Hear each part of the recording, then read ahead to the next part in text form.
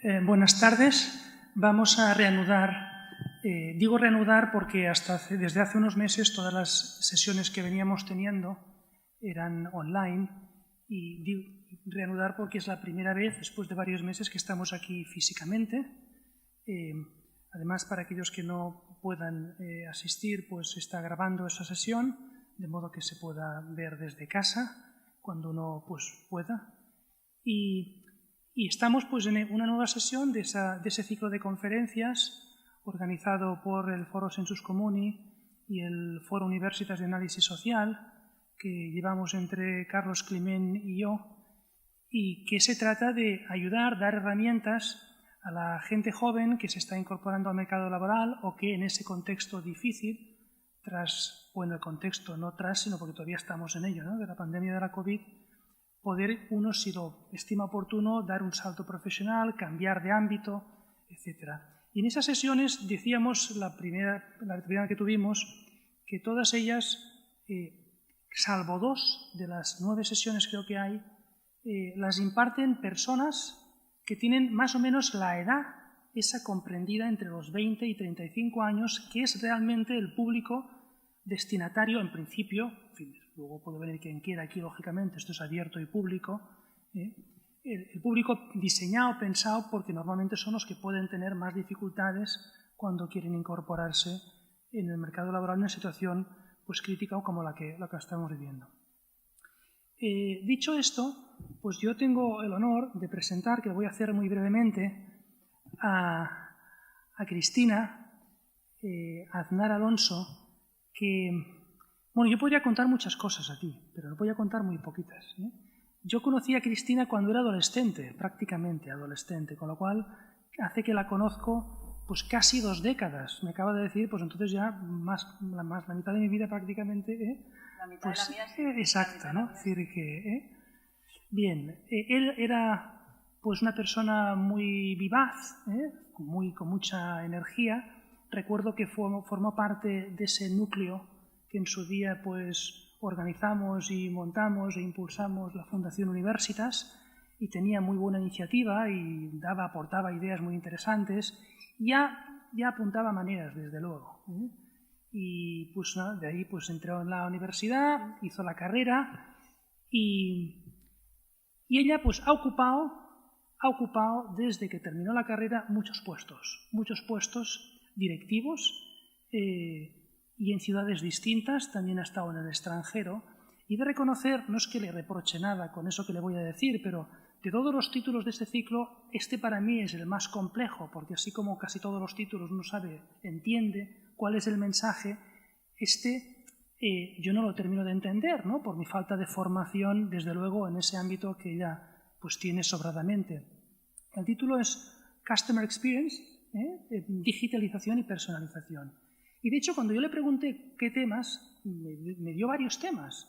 Y es que todos los temas que ella da, de alguna manera, son un reflejo de lo que ella ha venido haciendo en los últimos años y lo conoce muy bien. Entonces yo le pediría a ella que si pudiera invertir pues, unos 5 minutos al principio de su presentación para que nos conecte, que nos explique un poquito cuál ha sido su trayectoria, porque esto al público normalmente le interesa saber quién tiene delante y lo vas a hacer tú mucho mejor que yo.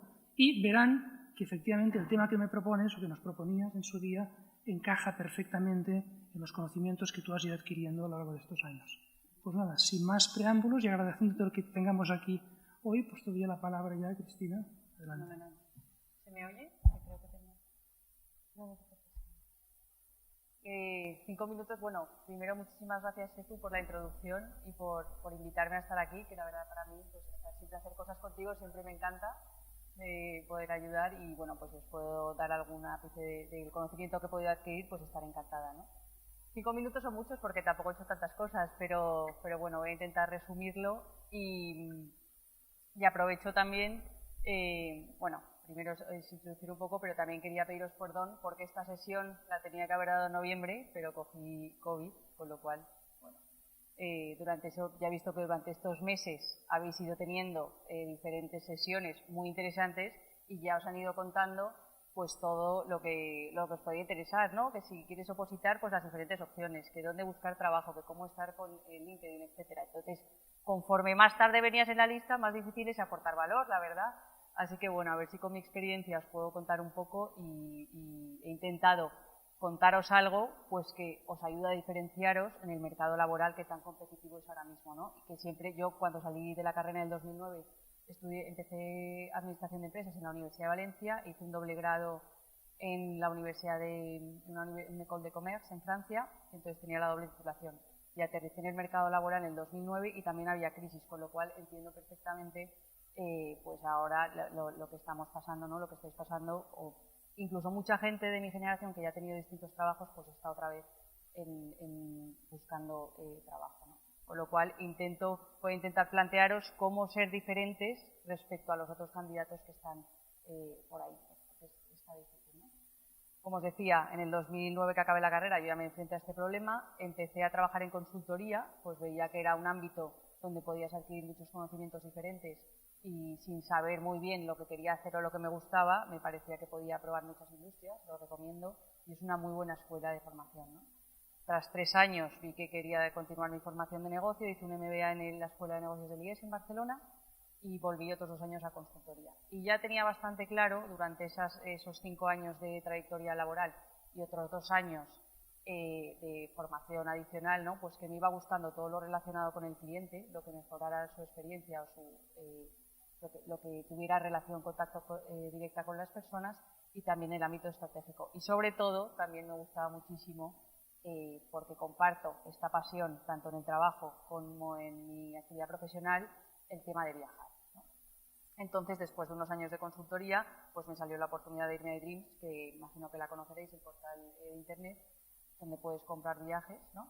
Y entonces vi que era perfecto porque combinaba pues esta exposición a los customers, el conocimiento, digamos, tecnológico, que siempre que hay que estar hay que estar en la vanguardia, ¿no? Y luego también pues mi pasión por viajar, con lo cual veía que era un entorno donde podía aprender y aportar, ¿no? Por lo que llevaba y que tenía sentido. Después de esto, pues estuve 3 años en el departamento de estrategia, donde una de mis principales funciones precisamente era la de llevar Customer Experience, que eran todos los proyectos relacionados con la experiencia de cliente en los diferentes puntos de contacto que tenemos, tanto en esa empresa era entorno web, ¿no? Entonces hice mucho conocimiento ahí, y además estuve dando clases en esa etapa de Customer Experience también con la Pompeu Fabra, con lo cual es un tema que al final pues he estado tocando, les he traído unas pinceladas, podemos indagar mucho, pero me parece que hay que conocer. Después de eso, pues empecé en Pangea, que es una tienda de viajes que está en Hernán Cortés, aquí en Valencia, podéis visitarla. Algunos ya la conocéis. Y ahí pues me gustaba todavía más porque además de involucrar mi pasión y los conocimientos, pues tenía también un ámbito físico de tienda, que en eDreams pues se perdía un poco, ¿no? Al final el cliente nunca lo veías, y aquí pues el Customer Experience apuesta muchísimo Pangea por el Customer Experience en sus tiendas y en su proceso de venta, con lo cual pues me empujaba más hacia esta dirección. Con lo cual el primer consejo que os doy es que hagáis siempre lo que os gusta, porque al final si tu pasión es viajar, pues intenta hacer de tu pasión, ¿no? tu trabajo, o sea, de tus aficiones, tu trabajo, y lo disfrutarás mucho más, porque desgraciadamente pasamos muchísimas horas trabajando y entonces pues eso ayuda, ¿no? Con lo cual, bueno, pues lo que tras esta breve introducción, ¿ha sido breve? ¿Sí tú? ¿Bien? De lo que he hecho, pues espero que el tema de Customer Experience os aporte, ¿no? Y de hecho yo cuando pensaba esto, ¿no? Pues que habíais tenido otras sesiones, que qué es lo que os habrían contado, qué es lo que no, en alguna me he colado para ver qué os contaban y no contar lo mismo. Yo pensaba pues que para distinguirse en este mercado, para diferenciarse, que es la única manera de resaltar versus a los otros candidatos con los que os vais a enfrentar, pues hay que saber algo de ciertas cosas. Y hay ciertas palabras que en el currículum y en una entrevista te distinguen frente a otra persona. También te distingue, por ejemplo, el hecho que hayas hecho voluntariado o el hecho de que hables X idiomas, pero también te distingue que tengas conocimientos en ciertos temas que a día de hoy parece que todos deberíamos tener, pero no todos tenemos, ¿no? Y no es que lo diga yo, es que en cualquier foro en el que estés, pues se ve que estos conceptos al final, si te lees el periódico, pues salen día sí día también. Con lo cual quería contaros un poco una introducción de los temas que me parece que tenéis, algunos de los 800.000 que hay que saber, ¿no? Y profundizar en el Customer Experience, que considero, pues aparte que conozco un poquito más, también es aplicable, o sea, es transversal a todos los sectores, ¿no? No solo aplica en viajes ni en, pues no sé, ni en banca, sino que aplica en muchos sectores, con lo cual es un tema pues que no es tan técnico y os puede servir, ¿no? Entonces, profundizaremos en qué es el Customer Experience, por qué lo consideramos importante, también nos dan unas nociones de cómo se mide y algunas tendencias y ejemplos que están bueno, para que lo podamos materializar. Y luego dejaremos un tiempo para preguntas. Setu, dime cuánto tiempo puedo gastar en la presentación y cuánto tiempo quieres que dejemos para preguntas. No, hombre, para hacerlo siempre es más interesante la parte de las preguntas. O sea, que lo que queráis. Pero bueno, voy a ir al ritmo que sea y ya. Como no somos tantos, no habrá tantas preguntas. Así. Entonces, ¿cuáles son los temas que siempre hay que saber algo y seguramente ya lo sabéis, ¿no? Pero que os recomiendo, oye, pues que sí que estéis leyendo. O sea, al final, Big Data ya es un poco hasta absurdo que lo ponga aquí, porque creo que todos deberíamos saberlo. Pero luego cuando voy por ahí y hablo de esto, pues me doy cuenta que la gente no lo sabe tanto, con lo cual hay que, o sea, de verdad que son nociones que hay que tener un mínimo, o sea, hasta de Wikipedia, ¿no? Pero saber al final qué tecnología es para que se habilita. Y mucho más ahora, por ejemplo, he estado a nivel de experiencia, hemos estado desde Pangea aplicando los fondos europeos, y es que el que no sabía de tecnología no tenía ninguna opción de optar por ahí, ¿no? Con lo cual, o sea, se ve que es que la tendencia, además de lo que dice el presidente Sánchez del coche eléctrico, pues también hay otros temas, ¿no?, que hay que saber, ¿no? Pues hablamos de Big Data.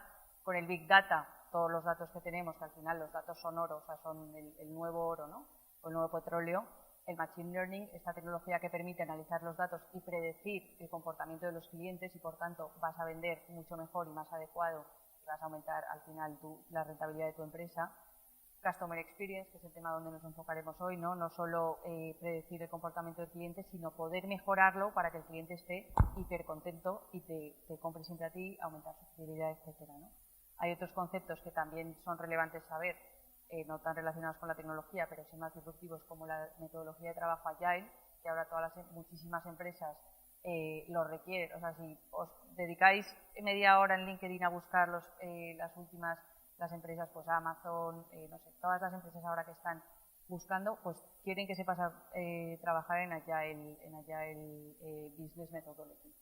No me voy a enrollar mucho, pero al final, tradicionalmente, o cuando yo estudiaba la carrera, y me imagino que ahora se trabajaba siempre por proyectos, como con unos timelines, unas cosas establecidas. Pues esto todo se ha revolucionado y en las empresas ya más modernistas, o sea, si te vas a un ministerio seguramente sigan trabajando de esta manera, ¿no? Pero se usa mucho Agile, Kanban, este tipo de conceptos, que es bueno que lo sepáis, que al final se trabaja por sprints, como por pequeñas tareas, y se da mucha más potestad a los equipos para decidir. Pues esto, que no podemos profundizar mucho hoy, es importante que también, pues son cosas que en un currículum a un directivo le llama la atención, como que es una persona, pues oye, que además de lo que le ha guiado la vida, pues se ha interesado por aprender otras cosas, otras tendencias que hay, ¿no? De nuevo, el User Experience se diferencia del Customer Experience en cuanto a que el User Experience se refiere únicamente a la experiencia que tiene un cliente en los entornos online. O sea, la facilidad con la que tú miras en una app o estás moviéndote en una página web, incluso se hace mucho seguimiento de tu ratón por dónde va, o también se hace el seguimiento de tus ojos, ¿no?, con eye tracking, para ver dónde son los puntos que más miras, etcétera. O sea, toda esa tecnología, yo soy AD, o sea, no soy ni ingeniera, ni me he dedicado nunca a nada tecnológico. O sea, son conocimientos de verdad generales que parecen muy técnicos, pero que no lo son. Blockchain, o sea, bueno, no lo habréis oído porque además ha estado muy de moda el año pasado, como el lenguaje con el que se hablan de las diferentes tecnologías, incluso el Bitcoin, que bueno, parece que todo el mundo lo sabe, pero no sé si ahora mismo sabríais el precio que tiene el Bitcoin hoy, que ha tenido en la última semana. Es verdad que como cambia mucho no es una pregunta en esto, ¿no? Pero son conceptos pues que al final hace ver a los contratadores, ¿no?, pues que ante 5 candidatos que tienen buena pinta, que hablan los mismos idiomas, que me han caído bien en la entrevista y no sé qué, pues este tío sabe además de esto de Agile que estoy intentando implantar en mi organización, o sabe de Customer Experience, que es el objetivo que me ha puesto mi jefe para el próximo trimestre, porque es lo que está pasando cada vez más, ¿no? Entonces, bueno, después de esto también os recomiendo, o sea, yo he dicho algunas de las cosas que me parecen importantes y que yo he visto en estos últimos años, que en mis entrevistas, porque aunque tengas trabajo hay que seguir haciendo entrevistas. Si te llaman, ¿no?, hay que escuchar. Que he visto que son importantes que lo sepas. O sea, es verdad que si hay cosas que no sabes siempre se puede aprender, pero si vienes con entrada, ¿no?, o sea, es más importante la actitud, pero si vas con entrada, con ya conocimientos, pues consigues distinguirte. Entonces, os quería recomendar esta cuenta, que yo la sigo por mi hermana pequeña, la verdad, porque tampoco soy muy de Instagram. Yo veo más cosas de Twitter, pero como ahora la gente está más en Instagram, se llama 365 Topics y bueno, son unos estudiantes que lo que hacen es, cada día publican lo que llaman tu dosis diaria de cultura general. Entonces, a veces ponen temas de historia, a veces ponen capitales y países, para que estés enterado, pero a veces ponen temas de nuevas tecnologías, temas de que puede ser de salud o de descubrimientos, etcétera. Bueno, curiosidades, pero cosas que en el fondo te hacen que estés un poco más atento, ¿no? O, por ejemplo, de las guerras que hay a nivel mundial, no solo historia antigua, sino también cosas que pasan hoy en día y que debemos saber. Y la verdad es que yo estoy súper enganchada, pierdo 5 minutos al día porque no hay que perder mucho tiempo con el móvil en esto, pero te hace 4 o 5 preguntas que ese día dices, oye, pues es que de esto no tengo ni idea, voy a leérmelo a ver qué ha pasado aquí que no me he enterado, ¿no? Y la verdad que os lo recomiendo que la sigáis, que no sé, como cuelgan poco, o sea, solo cuelgan una vez al día, no vais a perder mucho tiempo, pero es interesante, ¿no? Entonces, bueno, después de esto, pues quería que nos enfocáramos en Customer Experience, como decía. Y la verdad que yo pensé que iba a haber gente online a la vez, con lo cual creía que iba a haber muchos resultados, pero os pediría que por favor cojáis vuestro móvil y os metáis en esta página web, menti.com, y introduzcáis el código que pone y que contestéis a la siguiente pregunta, ¿no? ¿Qué os viene en la cabeza si pensáis en Customer Experience? Y mientras hago eso, yo voy a ver si funciona. Si no meto la pata con porque esto me pasa mucho. Cuando hablo de tecnología, luego las tecnologías no van para mí. O sea que, pero bueno, esta vez lo hemos probado todo y gracias aquí a la ayuda de Manu. ¿Me estáis pidiendo entrar? Yo voy a intentar. ¿Sí, tú también? Ah, pues te voy a dejar el mío. Aunque la pantalla... ¿De verdad?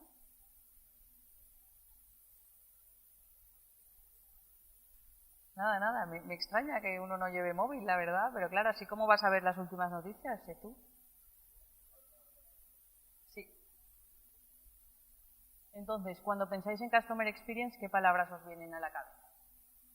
Si es que quiero saber si sabéis algo o nada, para enfocarlo de una manera u otra. No pasa nada. A ver, todavía nadie entiende.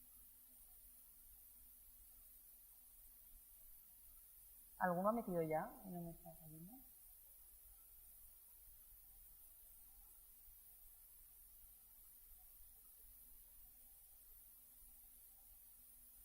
¿Vale? Bueno. Bien. Perfecto. Alguien, que no sé quién es, dice... Oye, venga, que aquí puedo ver cuántos contestan. Aquí sé que somos pocos, pero por lo menos somos 7, ¿no? 7, 8, 9, 10, somos 10 y aquí están saliendo pocas. Solo han contestado 2. ¿Cómo? ¿No te deja meterte?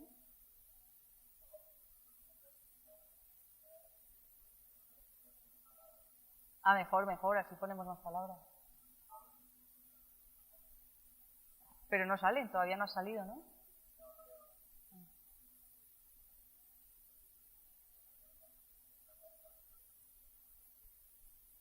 Esta web va de que en vez de solo hablar, haces que la audiencia participe. Y como ahora, yo pensaba que esto era, no, como esto está también enfocado como a estudiantes, ¿no? A gente joven. Y me imagino, yo en mi época de la universidad no nos dejaban usar el móvil, pero me imagino que tú que das clase, todo el mundo está con el móvil, ¿no? Pues por lo menos si tienen móvil que lo usen para algo de clase. ¿Lo vas a usar esto en tus clases? ¿Qué te ves?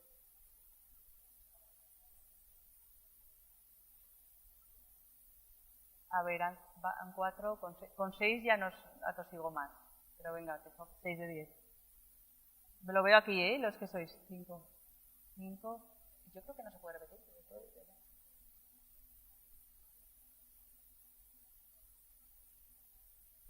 Vale. Ah, mira, algoritmos, qué interesante. Sí. Bueno, Customer Experience, las palabras que salen en grande son porque las habéis nombrado más veces, ¿vale? O sea, se van haciendo grandes conforme se nombran más veces.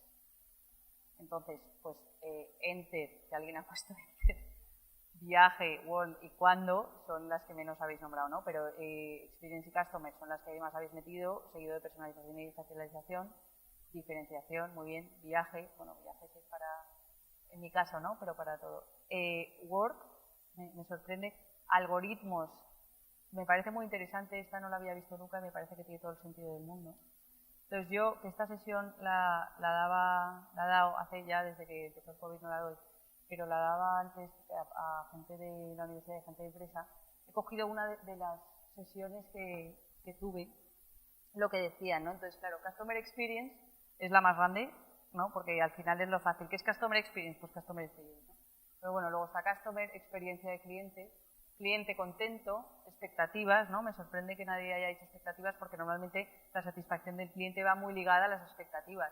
Expectativas cumplidas, expectativas otra vez, satisfacción, consumidor, experiencia única, ¿no? También el hecho de sentirnos únicos pues hace muchas veces que estemos más contentos.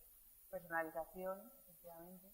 Marca, muchas veces marketing va también muy asociado. Eficiencia, lo decían algunas personas, porque yo creo que esto es de una sesión que daba a gente de operaciones de una marca de coches. Entonces, era muy de eficiencias operativas y tal. Pero es verdad que el Customer Experience hace que seas más eficiente, ¿no? Entonces, bueno, NPS también, que creo que no sabréis lo que es, pero ¿hay alguna cosa así que os llame la atención? ¿O que no entendáis? El NPS. Lo veremos luego. O sea, la gente que trabaja con Customer Experience sabe perfectamente qué es el NPS, ¿no? Pero luego lo veremos. Entonces, pero ya al final, como que la gente, yo puedo decir muchas cosas, la gente puede decir muchas cosas, pero al final, y hay muchísimas definiciones de Customer Experience, ¿no? Pero según la Asociación para el Desarrollo de la Experiencia de Cliente, que es una fuente más fiable que Cristina Aznar Alonso, ¿no? Es el Customer Experience, su experiencia de cliente, es el recuerdo que se genera en la mente del consumidor como consecuencia de su relación con la marca. O sea, a mí me gusta resaltar la parte del recuerdo porque no es exactamente la experiencia que has tenido, sino lo que tú te acuerdas. A veces te sueles acordar según lo que sea, de lo malo. Por ejemplo, en los viajes nos pasa muchas veces que viene la gente y solo con que en un vuelo se le haya retrasado no sé qué, o en el hotel no tenían su habitación lista, todo el viaje maravilloso que ha tenido de todo el resto de actividades, pues se ve sesgado por eso y a lo mejor asocia Pangea sin querer al recuerdo de, oye, no tenían lista mi habitación del hotel, ¿no? Bueno, la verdad es que pero bueno, sí que es siempre responsabilidad del cliente, siempre tiene la razón. Entonces es muchas veces el recuerdo, ¿no? O sea, que no es tanto la experiencia en sí, sino que es algo, al final, Customer Experience suele ser subjetivo. Y luego es de la relación con la marca, que no incluye solo la experiencia que tú has tenido, sino lo que te han contado, lo que has visto en la tele, en un anuncio, etcétera. Con lo cual, es muy difícil, o sea, al final la experiencia de cliente es una cosa bastante subjetiva, pero es necesario medirla, ¿no? Y ¿por qué es importante? Porque se le está dando tanta importancia últimamente y todos los mira, precisamente yo no soy directora de Customer Experience, yo soy directora de estrategia y desarrollo de negocio en Pangea, pero mi compañera de piso, que es muchísimo más lista que yo, trabaja en la Caixa, en Mutua madrileña, y la han contratado ahora para un puestazo que se llama precisamente área de clientes. O sea, y tiene un equipo de 30 personas que se dedica a la experiencia de cliente. ¿Por qué una empresa como Mutua madrileña le da tanta importancia a esto, no? Pues porque al final el 70% de las decisiones de compra están basadas en la experiencia de cliente. O sea, sin ventas, o sea, sin compras, no hay beneficios, no hay business, no hay negocio. Pues el 70% de la decisión de comprar o no comprar depende de la experiencia de cliente, con lo cual, fíjate si los directivos le van a dar importancia o no, ¿no? O sea, al final nos ayuda a aumentar la fidelidad y la recomendación, es decir, aumentamos la base de clientes con el boca a boca, las recomendaciones, etcétera, y la fidelidad, tus clientes contentos repiten, con lo cual aumentas las ventas, ¿no? Pero es que además también te ayuda a reducir la rotación y a reducir las reclamaciones. Estos son solo ejemplos de cosas, de cómo tiene impacto positivo en los beneficios y cómo tiene impacto también negativo, ¿no? Porque hace que disminuyan los costes.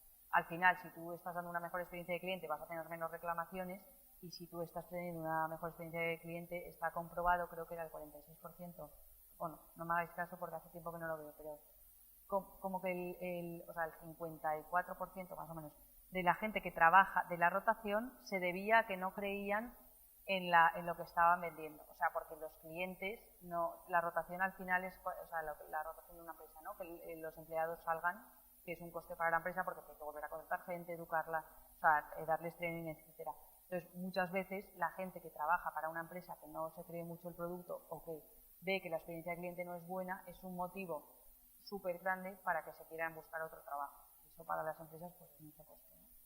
Entonces, esto que decíamos que es muy importante, pero por otra parte es subjetivo, ¿cómo se mide? Pues hay muchas maneras de medirlo, pero la más conocida o la más importante es el Net Promoter Score, NPS, pues siglas en inglés, me preguntas antes, ¿no? Bueno, seguro que habéis ido cuando vais al Corte Inglés o al aeropuerto que compráis algo y tenéis lo de las caritas, ¿no? Del 1 al 5, ¿cuál ha sido tu experiencia? Cuando, pues esa es una manera de medir la experiencia de cliente que suele ser más de retail, de tiendas. Online se utiliza mucho el NPS, que es una pregunta, bueno, es una herramienta que propone medir la satisfacción de los clientes, el Customer Experience, basándose en las recomendaciones. Se les pregunta a la gente qué tan probable es que nos recomiendes a un amigo o a un familiar, a un colega, y te puntúan del 0 al 10, ¿no? En nada probable y muy probable. Entonces, esto, por ejemplo, lo usa mucho Spotify, o sea, todas las páginas web sirven mucho para medir, para compararte con otras empresas y luego para dentro de tu proceso medir el NPS en diferentes momentos, para ver dónde estás fallando. Por ejemplo, en eDreams nos pasaba mucho que, me voy a inventar los datos para no contar nada que sea confidencial, pero que a lo mejor teníamos un NPS muy alto cuando lanzábamos la pregunta en la búsqueda, ¿no? O sea, después de X pasos, teníamos un NPS muy alto. Sin embargo, si hacíamos la misma pregunta después de haber puesto los precios, teníamos un NPS muy bajo. Entonces, veíamos que ahí hay un problema. O sea, entre el uno y el otro es donde está el problema, ¿no? Que los clientes no están satisfechos.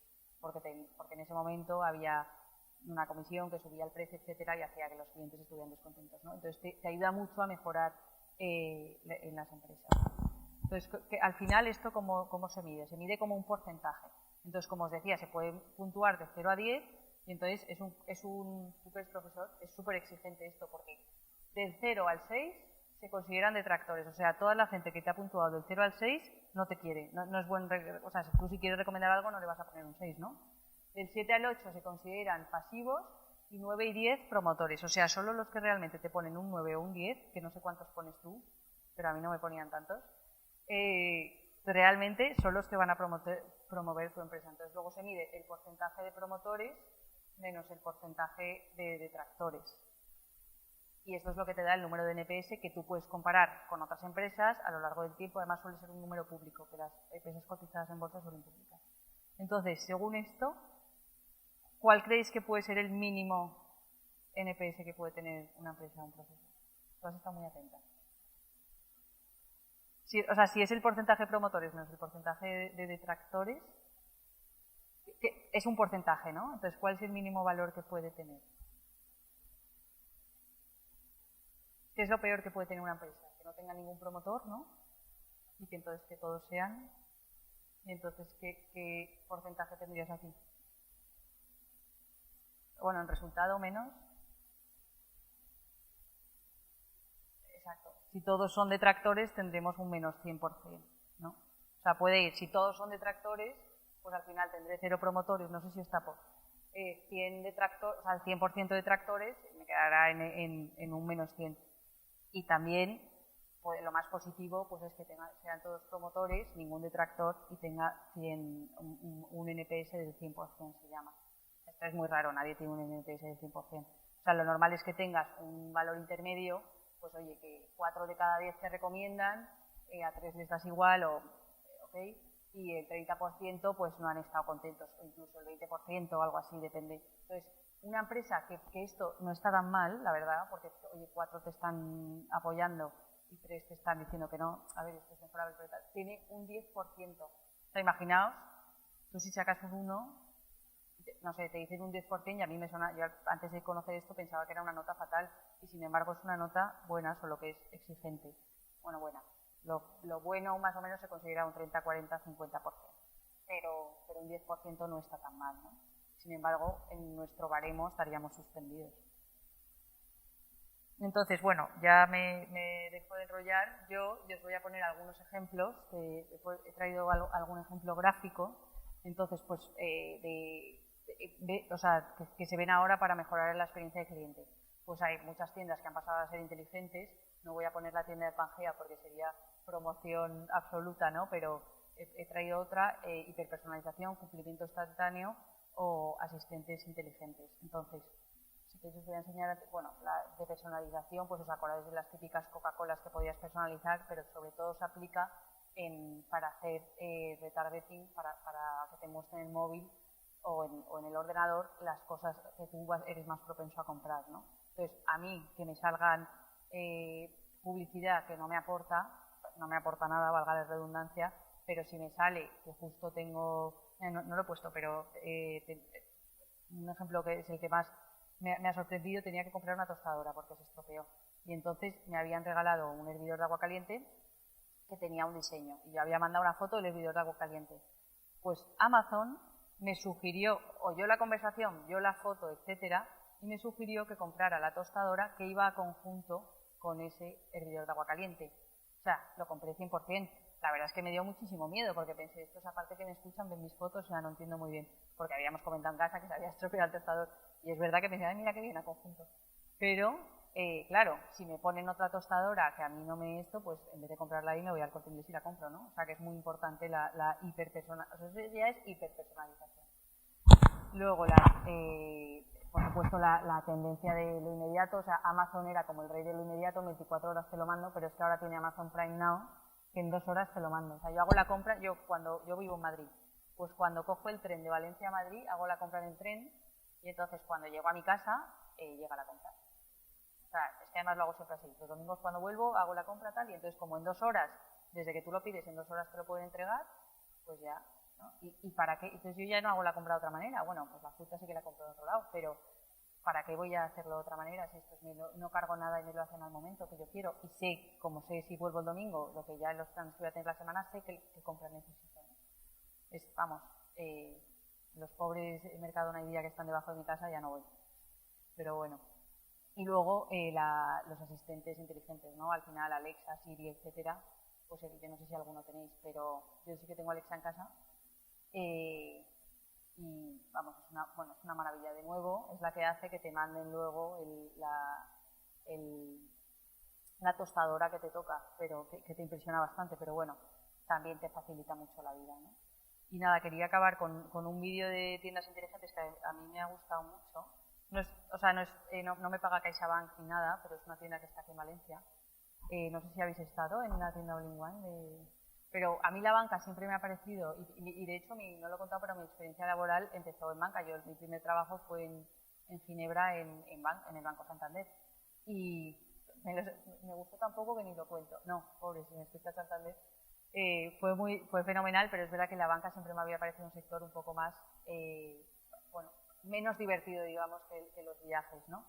Y me ha impresionado mucho que CaixaBank haya hecho este concepto de tiendas, que os quería que lo vierais. ¿Qué sucede cuando alguien decide romper con lo establecido y cambia para siempre las oficinas bancarias? Ese día ya ha llegado.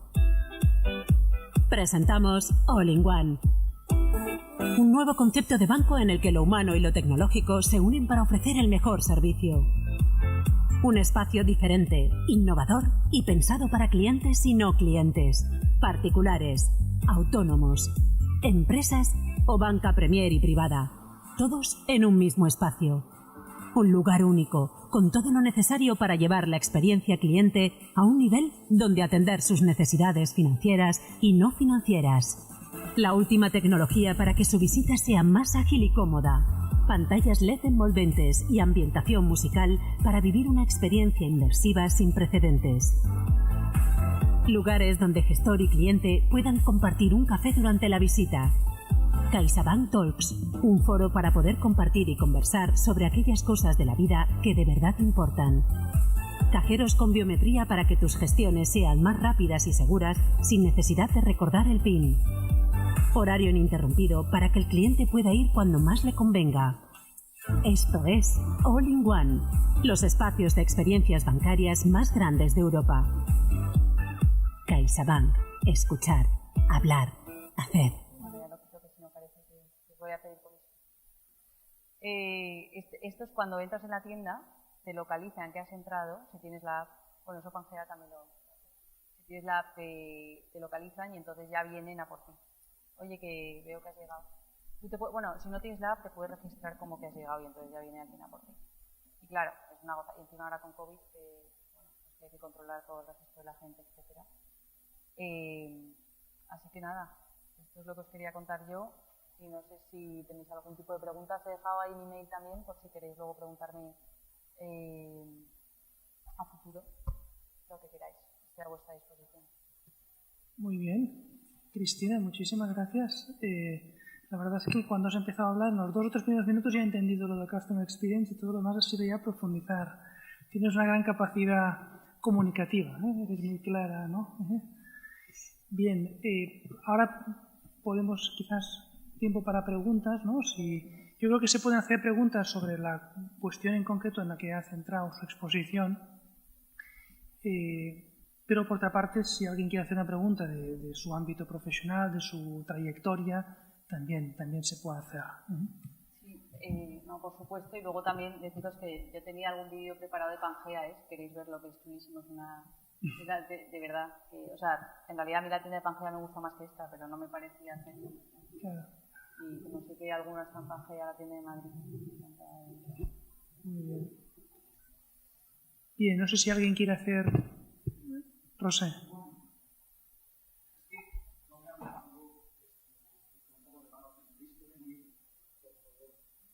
No, pero hacemos este, ¿no? No te preocupes, o este. Para preguntarles a ellos, claro.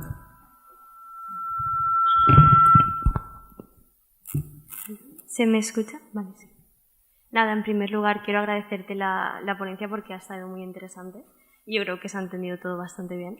Y luego también te quería preguntar respecto, digamos, a... por ejemplo, en Amazon, ¿no? Cuando te sugieren compras, utilizan algoritmos. Entonces, estos algoritmos, yo me pregunto si, por ejemplo, pueden dar lugar a algún tipo de sesgo, por ejemplo, de género, y que, digamos, esto se pueda volver, en cierta manera, en contra de... Sí. O sea, yo no soy técnica, pero te digo cómo creo que funciona, cómo tengo entendido que funciona. Por leyes de protección de datos, etcétera, no sé que tú apruebes todo, no pueden, ¿te llamas Rosa, verdad? Rosé. Rosé, vale. No pueden cogerte a ti como persona, con lo cual no van directo a ti, pero sí que pueden saber si eres mujer o no y meterte en un grupo de comportamiento. Entonces, no va a ser, o sea, no creo que se utilice como discriminatorio, pero sí que si el grupo de mujeres de tu edad, de tal rango a tal rango, ¿qué tienes eso? El grupo, si hay un grupo de mujeres de tu edad, o sea, hay veces que se redireccionan sin tener en consideración el sexo, pero sí que a veces se considera. Entonces, no es tanto porque piensen que las mujeres, me lo invento, le voy a poner que es una lavadora o una plancha, que me pasó una época que estaba comprando los electrodomésticos para cuando vivía en Barcelona y me salía todo el rato y decía, oye, ¿qué discriminación que se lo pongan los chicos? Pues no, si hubiera un grupo de chicos de esa edad que hubieran estado también poniendo en su casa y hubieran comprado un microondas, una cafetera y un no sé qué, que es lo que compré yo, pues le hubiera salido la plancha, le hubiera sido, ¿sabes? Entonces no es tanto porque lo hagan por sexo, sino por comportamiento del consumidor, que es lo que se analiza, lo que analizan estos algoritmos. Vale, muchas gracias. Pero sí que me ha pasado eso, que me salgan electrodomésticos y pensar, oye, pero es más por el comportamiento, por las búsquedas que has hecho. Yo quería una cuestión, que es la cuestión relativa a esto de las figuritas a que te has referido. ¿NPS? ¿Era? Sí, Bien. Cuando yo voy al Corte Inglés o cuando voy a cualquier establecimiento, me hacen o a reparar el coche, el vendedor me hace delante de él que elija la figurita. Yo siempre me siento coaccionado, en el sentido de que no actúo con libertad plena, Generalmente le pongo la máxima nota por respeto humano o por miedo a que me mire mal, ¿no? Pero la pregunta es, ¿no crees que de alguna manera esa forma de presentarte la calificación está sesgando la respuesta del cliente? Cuando haces de 1 a 5, o sea, es verdad que si lo haces delante de la gente, nosotros también pedimos en Pangea, por ejemplo, que le pongan un rating al asesor y nos dimos cuenta de, claro, que el cliente no lo hace, como dices, ¿no? Entonces, a partir de ahí le mandamos una encuesta digital por email y contestan con mucha mayor sinceridad. Y se la manda el director de la tienda para que no se vea, o sea, y le dice, oye, esto no lo va a ver el asesor, no te preocupes, es que quiero de verdad mejorar. Entonces, cuando tú le estás poniendo una nota a alguien directamente, eres más bondadoso, ¿no? Que si se la estás diciendo, que si lo estás haciendo en un método, en un ordenador, en un móvil o tal. Entonces, sí que te sesga la presencia, estoy de acuerdo. Ahora, que del 1 al 5 o del 0 al 10 haya algo de sesgo, no creo. O sea, de hecho, por ejemplo, el NPS se usa mucho del 0 al 10 porque, o sea, cuando pones 1 al 5 la gente suele contestar 4. O no está súper, si está delante del tío, se contesta un 5. Pero sí que suele contestar 4 porque no pone un 5 y tal, pero del 1 al 10, del 0 al 10 hay tanta opción que es muy difícil que realmente te pongan un 9 o un 10. Entonces, cuando te han puesto un 9 o un 10, es que de verdad es una persona que es promotora de tu marca. Con lo cual, tienes que decirle cuando vayas a los del coche que te lo manden luego por email y contestarás la verdad. ¿No? La verdad es que he contestado siempre la verdad. Bueno. Hubo una época que cuando daba una sesión de estas ponía un código QR y entonces abrías el código QR desde el móvil y me podías poner nota. No me atreví a traerlo aquí. Pero podías, porque como daba clase me quería que me pusieran nota de la sesión. Y entonces, pues era interesante, o sea, luego no salía en la clase, ¿no? Luego yo iba y me lo miraba y veía cuánta gente, qué nota me habían puesto. Pero cuando llega el NPS, pues luego... Ahora sabéis, ¿no? Que yo puedo, igual que, bueno, los códigos QR que ahora están en todas las cartas, pues lo puedes poner tú en tu presentación y la gente se abre un link y te pone nota. Siempre para mejorar. Yo no sé si esa tendencia que ahora cada vez está más acentuada de pedir la satisfacción del cliente, yo tengo la impresión que a veces el cliente pone rápidamente las cosas, muchas veces sin parar mientes mucho en lo que te está preguntando, ¿no? Porque tienes poco tiempo y te piden un montón de cosas.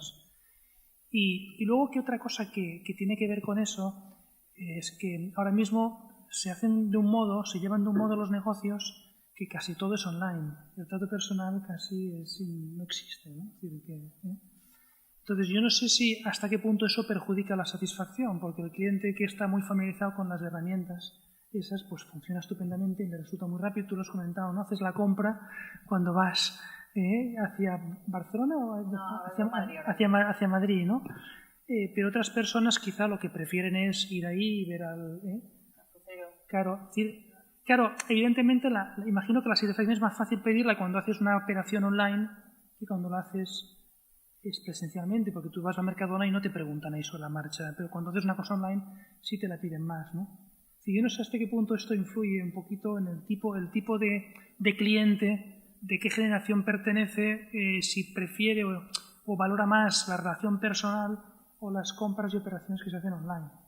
Yo creo que has hecho como varias cosas muy interesantes, ¿no? Las voy a partir un poco para contestar. Empiezo con lo último, con lo que, o sea, en Mercadona todavía no lo hará, pero el Corte Inglés lo hace. Y cuando cada vez que haces una operación, el Corte Inglés es parecido a Mercadona, digamos, parecido, pero que también es una experiencia en tienda. Y cuando acabas de hacer la compra, te sale la pantalla donde has firmado con la tarjeta o lo que sea, o donde sale el importe, esto del 0 al 5, o sea, de las caritas.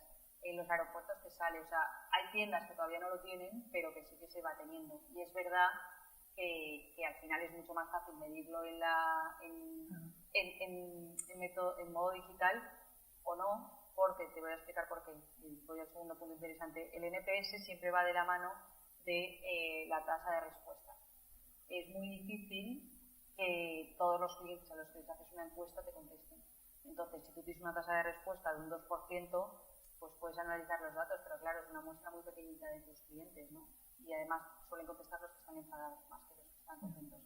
Sin embargo, cuando es presencial es más fácil que el 100% de la gente conteste, porque le dices, oye, por favor, contesta antes, ¿no? Nosotros, por ejemplo, en Pangea, que va directamente ligado al bonus del asesor que te está vendiendo el viaje, no lo he introducido mucho, pero Pangea es una tienda de viajes, lo he contado, pero que la persona que te vende el viaje es experta en el destino que quieres ir. No te vende lo mismo la misma persona si quieres ir a Cuba que a Japón que no lo sé, a Filipinas. Te lo vende una persona que es experta en ese destino. Bueno, y luego tiene son tiendas de 1.500 metros cuadrados, con realidad virtual, que tienen como mucho, o sea, una experiencia de cliente muy buena. Llegas y lo primero que pasa es que te traen a tu sitio lo que sueles beber, ¿no? Si tú ya tenemos apuntado que tú sueles tomar el zumo de tomate preparado o una Coca-Cola Light, pues, o un café solo, pues no sé, atención al cliente te lo traen. O sea, como que buscamos que la experiencia de un viaje no solo sea que lo cojas online en un viaje, sino, y precisamente digo esto con otro punto que has dicho, que ahora cada vez se va más online, pero no, también hay muchísimo omnicanal, y es cierto que se vuelve al tacto, o sea, a la presencia humana. Y es verdad que yo hago la compra online, pero la fruta y la verdura la compro en una frutería, porque sí que quiero verla. Entonces es una combinación, y por eso también, por ejemplo, las tiendas de Pangea tienen un entorno digital que tú tienes que ser capaz de tenerlo online, pero tienes que estar disponible con esa, vamos, de ser capaz de tener esa proximidad humana, que yo creo que sí que, o sea, que no se pierde, ¿eh? Hubo un boom digital y ahora hay un boom de omnicanalidad. Entonces, puedes medir la satisfacción tanto online como en tienda. Y de hecho, como comentabas, nuestros asesores no obligan, pero le sugieren muy amablemente al cliente que conteste la encuesta, porque va en su bonus el porcentaje de respuesta que hayan obtenido, porque si no parece que no quieren preguntar. Entonces, o sea, bueno, contestabas un poco. Sí, muy bien. De hecho, tengo otra pregunta sobre esto. Yo la experiencia que tengo en estas encuestas de satisfacción, la última, bueno, la penúltima, porque la última fue con eDreams, precisamente por un cambio de vuelo que tuvo que hacer por teléfono, y al final te dicen que preguntan unas cuantas cosas. Pero la penúltima fue por ser editor de un libro, de una editorial pues internacional, que te mandan un correo electrónico y te dicen a ver si puedes contestar a una encuesta de satisfacción. Pero lo que más me llamó la atención, aparte de que siempre te dicen que va a ser menos tiempo del que es decir, que esto siempre es así. No son 5 minutos, al final son 15, casi el doble o 3 veces más de lo que te dicen, ¿no? Si lo quieres hacer, ¿no? Es decir, esto yo creo que no es muy bueno hacerlo y lo hacen, ¿no? Pero bueno, esto aparte, ¿no? Me sorprendió la última vez que, no sé si esto es muy correcto, porque te preguntaban, bueno, ¿y tú en los últimos 10 años con qué otras editoriales internacionales has trabajado? ¿Era obligatorio o no?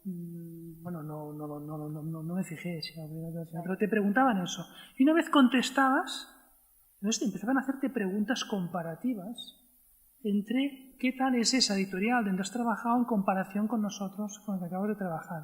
Y eso me pareció ya, en fin, contesté, pero dije, esto no sé, me resulta un poco tener que estar... Es decir, que ellos quieren unos datos que no sé hasta qué punto son correctos, que te los pidan, ¿no? A un cliente.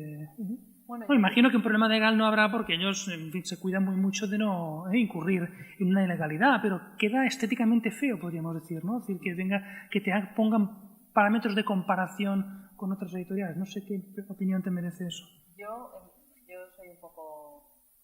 No veo nada mal en preguntar. Yo el peligro que veo, o sea, yo creo que es una información súper valiosa y yo de ellos también la preguntaría. El peligro que veo de preguntar todo eso es que nadie te lo va a contestar. Es un rollo. Y la gente no está una hora contestando tus preguntas. Tú eres un santo. Porque a mí me hacen esas preguntas y lo dejo a mitad. O sea, de hecho, otro ejemplo práctico que hicimos en eDreams, teníamos un ratio de respuesta muy bajo, súper bajo. Entonces, claro, nos pusimos a revisar las preguntas y era larguísimo el cuestionario, ¿no? Y entonces lo que hicimos fue poner una primera pregunta que fuera el NPS, ¿no? ¿Nos recomendarías o no nos recomendarías? Y una vez habías contestado a esta pregunta, te llevaba a otra encuesta más larga, que si quieres contestas, que era de ese estilo, y que si quieres, bueno, no era tan extensa, pero que si quieres nos va a dar mucha información. Pero ya la cortita de esta, que además salía en el email, ya la habíamos tenido esa respuesta. Entonces, claro, inmediatamente subió muchísimo el ratio de respuesta. Entonces, o sea, como que hay que ser también muy breve, porque si no, o sea, el peligro que veo es que el cliente, no yo las completo todas porque estoy muy familiar, o sea, digamos, por estar metida en el asunto, pero entiendo que la gente no las complete, pero yo como todo, las de Google, las de cuando has ido a un restaurante, la nota, hay que ayudar. Sí, no, yo también lo hago, lo procuro hacer. ¿Hay alguna pregunta o comentario? Si quieres, ven aquí, si quieres. Yo cuando estaba estudiando gestión de hoteles, siempre me han insistido que lo que hoteles, agencias de viajes, lo que vendemos son experiencias. ¿Vale? Entonces, ahora lo relacionado con el customer experience, que ponía que era el 70%, o sea, que una mala experiencia de un cliente, una mala valoración, pues te podía afectar tanto con una mala encuesta, con un boca a boca, y nos insistían también en personalizar al cliente, no el de la habitación 231, sino el señor Rodrigo, sino todo ya enfocado, muy personalizado y a meternos en la cabeza que lo que vendíamos eran experiencias y que no podíamos fallar. ¿Tú qué opinas? No, totalmente de acuerdo. O sea, la personalización hace al otro sentirse especial. Por ejemplo, en los aviones, no me acuerdo qué compañía aérea te pone en tu asiento señora Aznar. O sea, tú llegas a tu asiento y en vez de poner 6A, pones señora Aznar.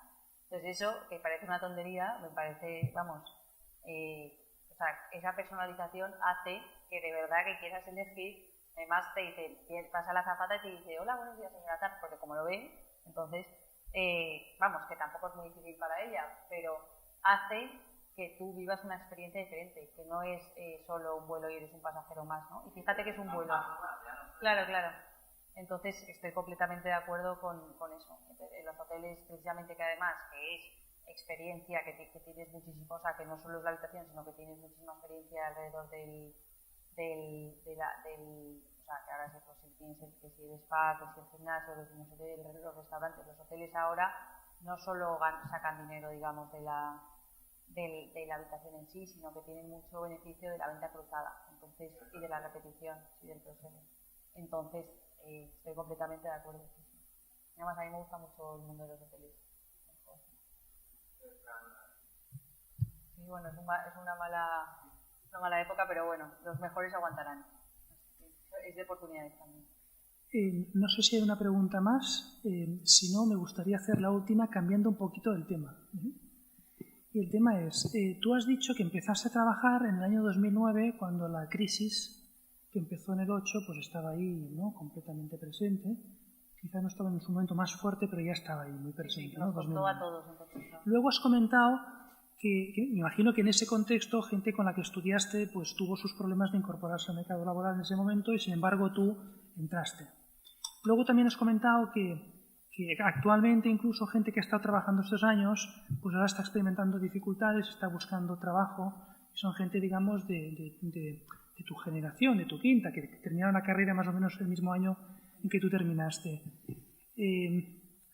Bien, como esto es un ciclo que está orientado a gente pues que está comprendida en esa edad, entre los 20 y 30 y pocos años, y creo que les podría reportar algo positivo, que dijeras algo de qué te parece, cuál es tu experiencia, qué les ha pasado a esas personas que quizá han tenido mayor dificultad, o qué suerte has tenido tú, o qué has puesto de tu parte para que estas crisis, la de 2008, cuando empezaste en el mercado laboral, incluso la actual, a ti prácticamente no te hayan afectado, sino que hayas podido trabajar en aquello que has querido. Creo que una parte de la respuesta, aunque no todo, está en lo que has dicho al principio, que has utilizado un dicho y lo has transformado. El dicho dice hacer de la necesidad virtud y tú has dicho hacer de la pasión virtud. Es decir, que tú eres una apasionada y eso de alguna manera el empleador lo ve enseguida y dice, esta persona yo la quiero, ¿no?, porque me interesa, ¿no? Pero aparte de esa pasión y esa ilusión, ¿qué aspectos tú consideras que han sido relevantes o qué otros aspectos, gente a la que tú aprecias y han tenido dificultad, ves que son importantes para salir airoso de esos momentos de crisis, ¿no? Pues es una pregunta muy interesante. O sea, los factores de éxito, digamos, de tener buen trabajo o de tener trabajo, yo creo que pueden ser muy numerosos. Yo creo que en mi caso he tenido mucha suerte, la verdad, pero he trabajado muchísimo, o sea, no lo niego. Yo mis primeros trabajos trabajaba, vamos, no lo recomiendo a nadie, pero veo que mi hermana pequeña, que tiene 10 años menos que yo, es una generación que no es que esté dispuesta a trabajar menos ni muchísimo menos, pero que valora más a lo mejor, o sea, que sí que está más en el equilibrio. Y en la época en que yo empecé a trabajar, pues salía antes salías a las 10 de la noche. No digo que tenga que ser así, ¿no? Pero es verdad que sí que ha habido mucho trabajo y ha habido mucho de ponerse pronto a buscar trabajo, por ejemplo, porque el que se ponía, yo recuerdo en esa época que me puse a buscar trabajo antes de Navidad, en diciembre, acababa la carrera en junio, pues el que se ponía a buscarlo en mayo, pues había muchas cosas que se habían cerrado, ¿no? Entonces el ser organizado y ser trabajador, que parece que cuando eres pequeño, como no eres tan responsable, no te das cuenta, resulta que es bastante importante. Eso sería uno. La segunda es que creo que esa pasión o eso que dices me ha llevado siempre a ser muy proactiva, y a lo mejor también por lo que he visto en mi casa o porque somos muchos hermanos y tenías que ser espabilado. Pero hay que ser proactivo, o sea, las cosas no vienen nadie llama a tu puerta. Vamos, ahora con LinkedIn te llaman a veces, porque sí que te escriben por LinkedIn, pero de normal tienes que estar tú yendo a los sitios, hablando con gente, que la gente te conozca, o sea, que hable de ti, que pidiendo, pues incluso pidiendo consejo, ¿no? De manera humilde. Y me lleva al tercer factor que yo considero clave en toda la carrera que he tenido, que ha sido que siempre he intentado tener role models y mentores, o sea, gente a la que admirar, intentar imitar, y gente tipo mentor. O sea, siempre, bueno, he tenido mentores formales en las empresas donde he trabajado, y he tenido siempre mentores informales a los que les comento oye, pues las dudas que tengo hacia dónde enfocar mi carrera.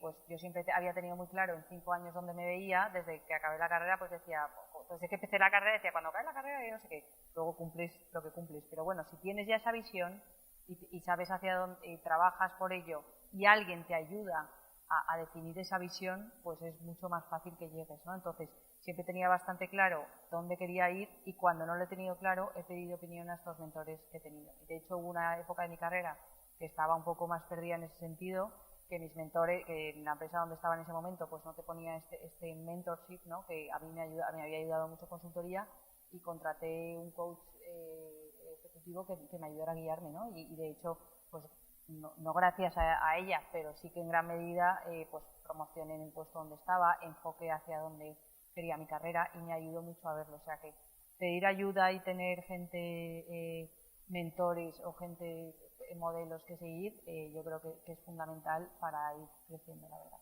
O sea que esfuerzo, proactividad y ayuda.